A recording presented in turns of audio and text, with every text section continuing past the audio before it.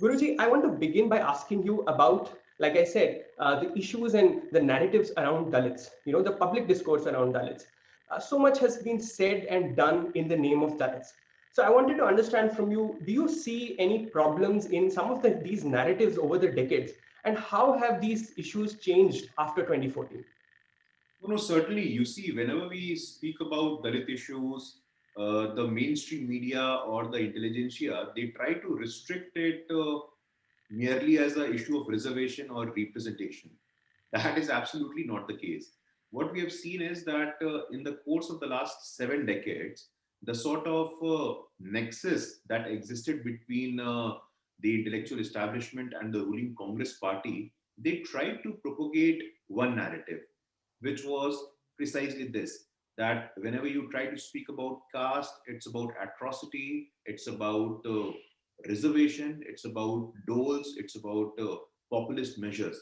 But if you look at it in depth, if you do some academic analysis, if you try to bring some nuanced research perspective, you would realize that caste is not just a political concept, it is a sociological concept as well. We agree that historically there has been a section of our society who have been at the receiving end, who did not enjoy the patronage of power, the patronage of property, and by and large, they were also excluded from the so called social prestige issues. So it is certainly an issue, but never we saw an attempt to manipulate and take advantage out of these social fault lines. So there is where come the issues of Dalits, which have obviously been on the center stage since the making of our constitution. As we are aware that the chairperson of the drafting committee of the Constitution of India, Dr. B.R. Ambedkar, he was a foremost legal thinker. He was a social thinker. He was an eminent economist. He was an eminent anthropologist, an intellectual, an institution in himself. But you see what the Congress party did.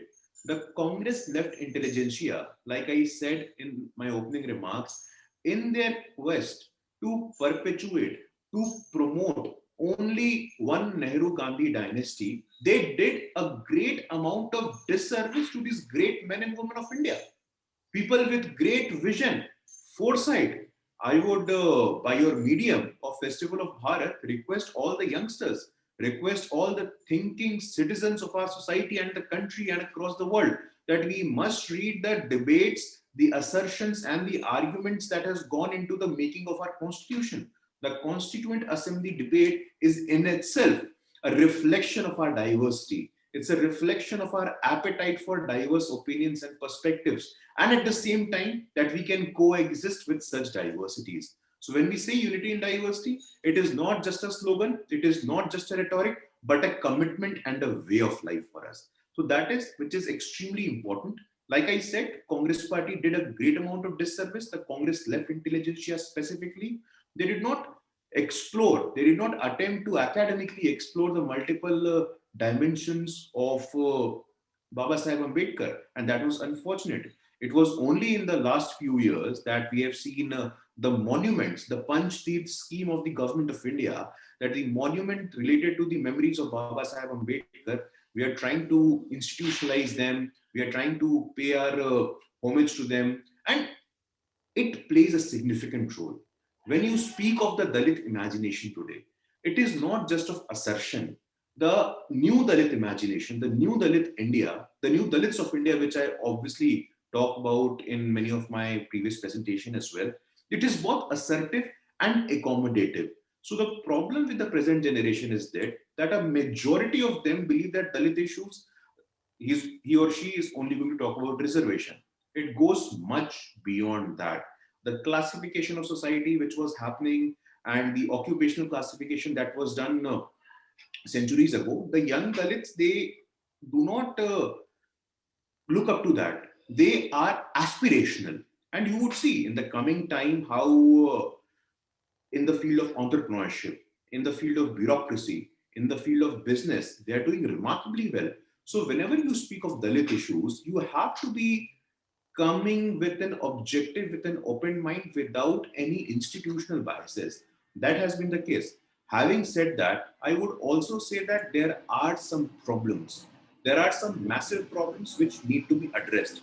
Dalits still are vying for representation at critical decision making positions. I would give you an example.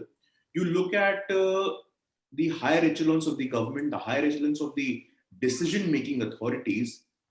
No cabinet secretary in the entire history of our country have been a Dalit.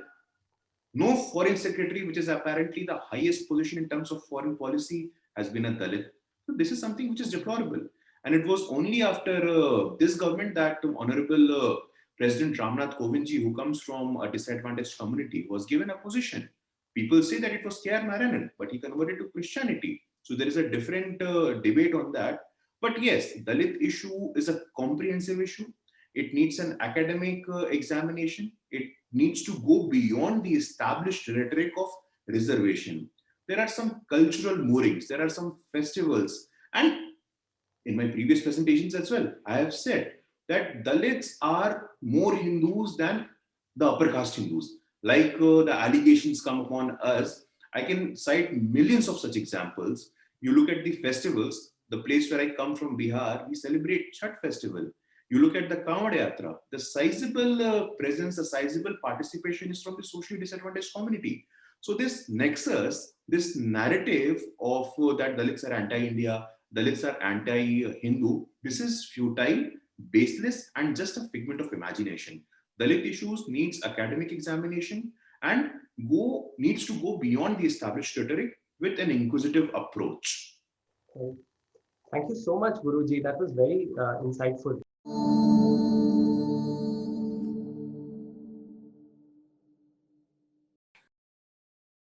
Please remember to subscribe to us and switch on the notifications for this channel.